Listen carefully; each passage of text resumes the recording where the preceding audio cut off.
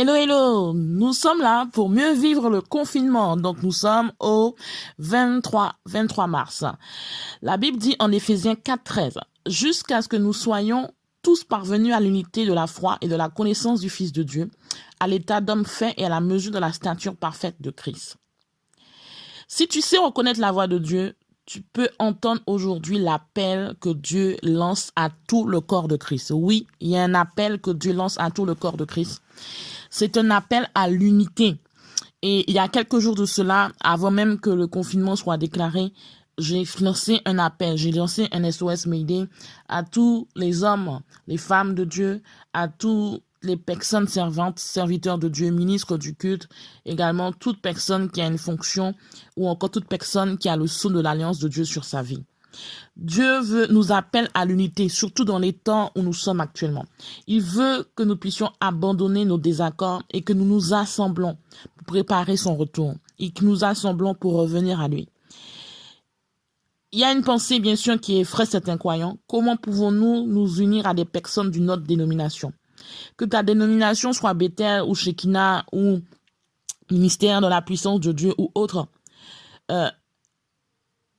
Il y a des personnes qui se disent « Ah, mais je ne vais pas renoncer à mes doctrines, à accepter le leur sous prétexte de créer l'unité. » Ce que ce type de personnes ignore, c'est que l'unité selon la Bible n'est pas fondée sur des doctrines. L'unité selon la Bible n'est pas fondée sur des dénominations. Que tu appartiennes à Bethel, Shekinah ou un autre ministère ou une autre assemblée locale, ce n'est pas ça l'unité dans la Bible. L'unité dans la Bible, Éphésiens 4:14 nous dit que ce sont les enfants qui se laissent emporter à tout vent de doctrine.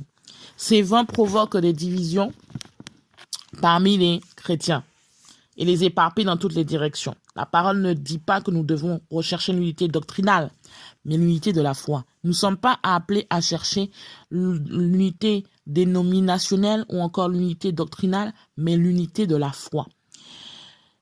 Et par le passé, nous n'avons pas compris cela.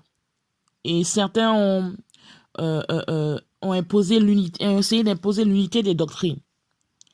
Mais d'autres ont dit, si vous n'êtes pas d'accord avec moi à propos du parler en langue, ou sous le moment où aura lieu l'enlèvement de l'église, ou sous la profondeur que doivent avoir les eaux du baptême, certains vont jusqu'à dire qu'ils ne peuvent pas reconnaître cette personne, ce frère, cette sœur dans le Seigneur. Car il n'y a aucune communion qui n'est possible entre eux.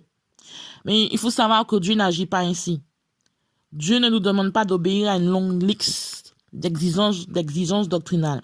Ce qu'il attend de nous, tout simplement, c'est que nous croyions au nom de son Fils Jésus-Christ et que nous nous aimions les uns les autres, comme la parole de Dieu le dit en Jean 3, verset 23.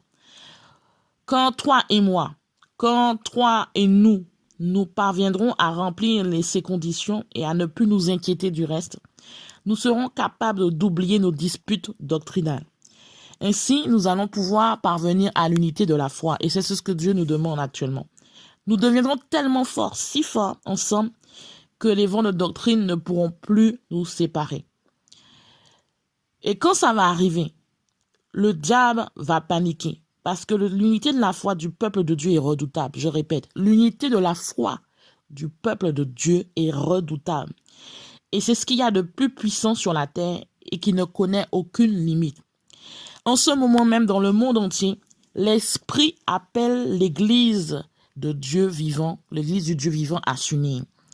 Je répète, en cet instant même, l'Esprit appelle l'Église du Dieu vivant à s'unir. L'Esprit de Dieu appelle son Église, quelle que soit la dénomination, quel que soit le lieu où nous sommes, quel que soit le continent où nous sommes, Dieu nous appelle à nous unir. Écoutons-le, obéissons à ce qu'il nous dit. Et nous ferons partie d'un des réveils les plus merveilleux que ce monde n'ait jamais connus. Mais pour cela, il nous faut comprendre qu'est-ce que l'unité. Sois béni et unis-toi avec d'autres frères et sœurs pour pouvoir prier et élever la voix par rapport à cette période. À demain.